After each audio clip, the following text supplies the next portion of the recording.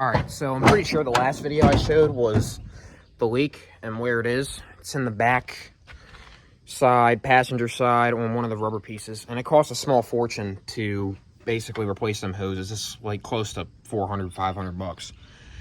At least on the sites that I've seen. So I got a delete kit. And now I face the task of getting to these nuts so I can put the block off kit in for the rear. So that way I can still have AC up front. So, which isn't that big of a deal, and at least I'll still have some AC, and there's not going to be many passengers in this, unless I'm hauling some friends around and going to the track, but we will see how difficult it's going to be. I think it's going to be easier if I can take the air box out, and then if I can remove part of the coolant reservoir and the air box, I think it's going to make life a lot easier. So I'll see what I have to remove, and I'll let you guys know. So it's actually pretty easy. Once you get these two bolts out of the top, which are 13 millimeter, you got two for the coolant reservoir. If yours is set up like mine from a 96 and up, you just remove those two, and then you're gonna have to remove the lower hose that goes to the radiator, the lower clamp for it, and then you can leave actually both the lines attached, and then just pull the box out of the way. And then I got the air box off as well. I unfortunately think I snapped a little piece of it, but that's okay. I'm not really worried about it. I'm going to go to aftermarket one anyways soon. But all you should have to do is loosen that clamp right there. You can pull it off. That goes to your turbine in the front. And then just pull it off this back piece, which goes to the inner fender. And then your air box slides out. And that should be it. So the only thing you got to remove really is that, and then the two bolts that hold the coolant reservoir in. And then you can get to the two nuts right here. So this is your liquid line. This is your suction line going to the back. So this one, the nut is 19 millimeter and then 16 millimeter for a holdback. So I'm going to get this disconnected real quick, and then I'll tell you guys what the larger side is of vapor line going back. Easier than I expected. I wouldn't be surprised if that was a leak as well, but we know that the back was leaking anyways, so we got to do this. So whenever you guys put these on, make sure that you use the rubber seals or the O-rings that they give you. Make sure it goes on there, this little ferrule. And that way, when you put it on, all you got to do is slide your nut up and then screw it tight. So you can oil these threads a little bit if you want to. It's kind of like making a connection for a mini split. I do HVAC for my career, luckily, so I have my van right next to me in case if I need any of that. But you don't really have to put any thread locker on these whatsoever. Just put a little bit of oil on them and it should be fine. The only thing you're going to want to do is tighten it as much as you can. You know, don't break these because they are aluminum and you can strip them. At least mine are anyways. So get on there with a little bit of oil on this seal and then on your threads, and then just tighten her down for that one, and then we'll do the same for the suction line after that. So got that cap on, and I'm gonna just dry that line out just a little bit so I don't have oil spilling down here. And then we got to get the suction one off, which I have a feeling is going to be a pain because the other liquid line that goes up front here is right in the way. So it splits off from that T right there. If my camera will focus. And then it goes back to here.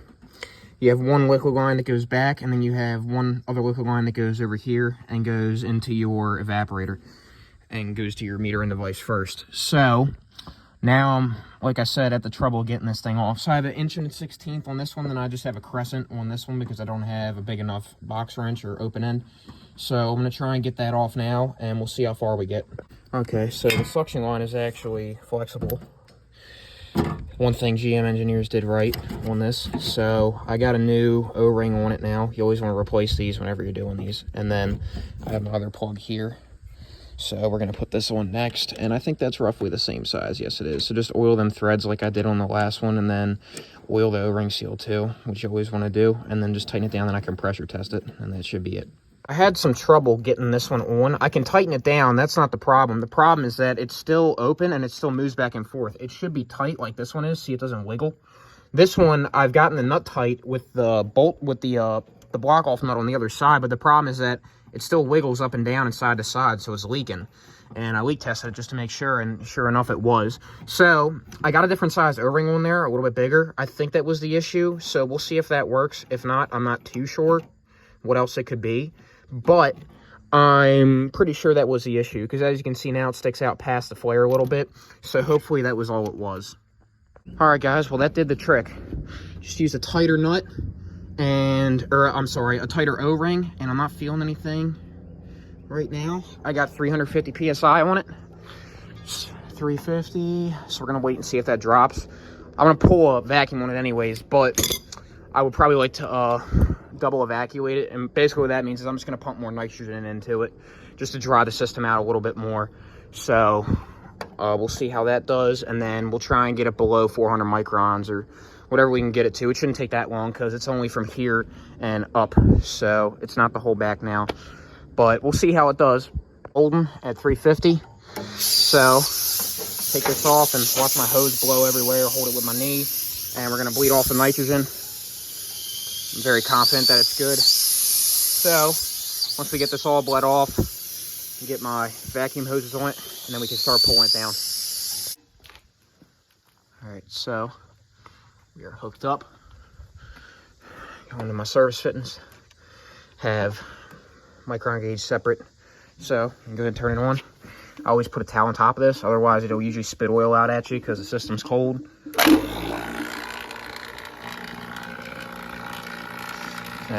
See, it's already pulling some moisture. That's just out of these lines here because they were exposed to atmosphere. So I'll let these pull down, and then we can open it up to the system. And we'll see how low we can get it. I'm hoping to get it below 500 at least. So we'll see how she does. Got her holding at 430. We're going to see how she does. I got it valved off right now. I'm going to let it sit for me about 20-30 minutes.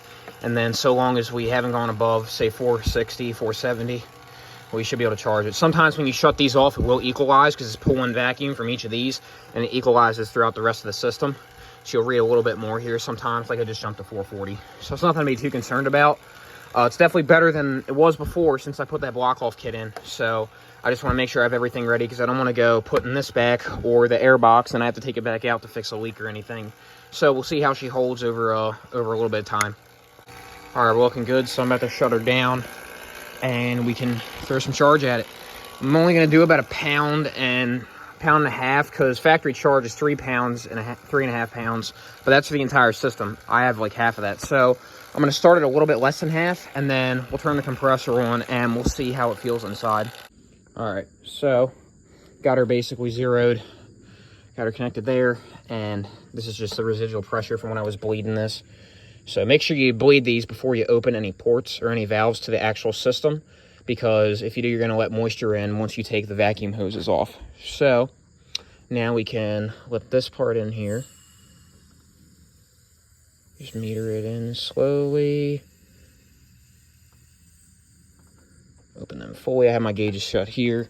So we have about, I don't know, say half an ounce in right now. So we're going to increase it a little bit until we get to a little bit over a pound, and that should be enough to trigger the low pressure switch so the compressor will run. And then we'll see where we're at. Clutch is engaged. Pressure's still a little bit low, but roughly I don't have 134 on my gauges, so I'm gonna have to relate that pressure to the temperature outside. But clutch is engaged. I got about a pound and almost 10 ounces in it, so I'll let it sit for a minute. We'll see how it feels inside, and I might go a little bit more, maybe another ounce or two with it, and I'll relate that pressure to the actual temperature outside, and then we shall see how she feels. Blowing cold in here though, so yeah, it feels good. I think I might have to add just a little bit. I don't want to overcharge it though, so might add a little bit more in, but that's where we're sitting at right now, a pound and 10 ounces. All right guys, so we're at a little bit over 50 PSI, running about 60, and head pressure's a little bit over 100, maybe about 110 there. So if we go inside, we are pretty damn cool in here. I got the fans on full blast. I'll turn it down just so you guys can hear me a little bit better. But I'm gonna take a temp reading right here. See what she comes out to. 55 degrees. Let's see if I can get it a little bit better. 51. Keeps going down. I mean, it feels really good in here, a lot better than it did before. I was thinking about doing the rear control panel here because that one's broken, but there's really no point in it if I just did the delete kit and these back ones aren't gonna work, because I'm pretty sure these are off the other evaporator in the back. So I don't even think it's gonna be worth it. I think I'll just stick with the front for now, but it even gets a little bit cooler back here as well, and in the very back, you know, you don't really notice too much of a difference rather than before, but that's not really what I'm worried about because I'm never really gonna have people back there, more so just supplies. But we are sitting at a frigid 52 degrees. I got it down to like 49 before. I don't want to go too much colder than that, but it's looking pretty good. Yeah, there's 49 there. So it looks all right. I'm gonna shut the hood get my gauges disconnected and everything, and that should be about it. So we ended off at 1 pound and 14 ounces. Wrote it down in my book. So if you guys do a rear AC delete on a 96 and up, and you have 134, you should have around 1 pound and 14 ounces in it for it to run happily. So you should be you should be over at least 50 psi on your low side. So if you have gauges like me, that's fine. If not, just go pick you up a thing of AC Pro. Those work too, but you want to make sure you definitely have it evacuated so the moisture comes out of the system. And you should get some pretty ice cool air, which I do now. So it feels pretty good in here. And yeah, I'll wrap this video up in a minute for you guys. But if you have any questions, any comments or anything, just leave them down below. I'll try and make my way around to answering them. So I'm gonna get this shut off, and then I can get my gauges disconnected and everything, and then that should about wrap it up. Currently the next day, and she is still blowing cold. I gotta make a run to the parts store. So I figured I'd take this because I'm off on Fridays. So came out to start her up, and she's blowing pretty cold. Let's actually turn her up a little bit. So, oh yeah, not bad. So I'm gonna let it run for a little bit, then we'll get going. But yeah, if you guys enjoyed this, make sure you leave a like, leave a comment if you have a question, and I'll try and make my way around to answer most of them. So I appreciate you guys. Thanks for watching.